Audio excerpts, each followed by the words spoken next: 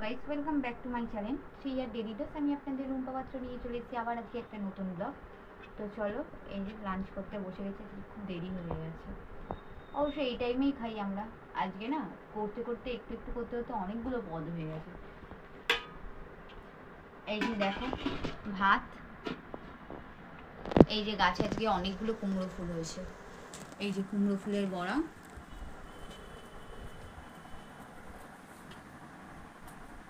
তিনটে কিনে নিয়েছে মানে।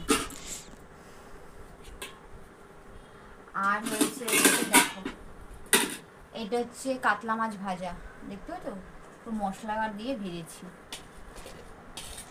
এটা হচ্ছে বরবটি ভাজা।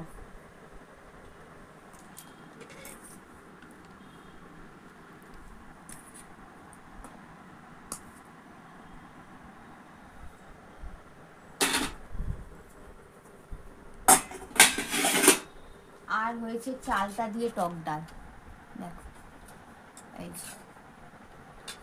আর হয়েছে এখানে হয়েছে চালতার রায়তা, এটা সর্ষে দিয়ে করেছি।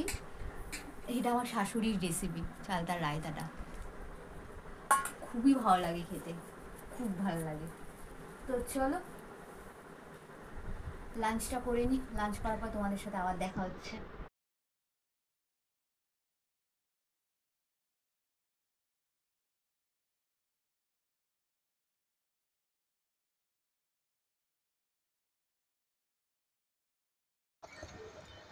হ্যালো হ্যালো ফ্রেন্ডস, এই যে সকাল সকাল উঠে গেছি, এখন ভোর 6:30 বাজে।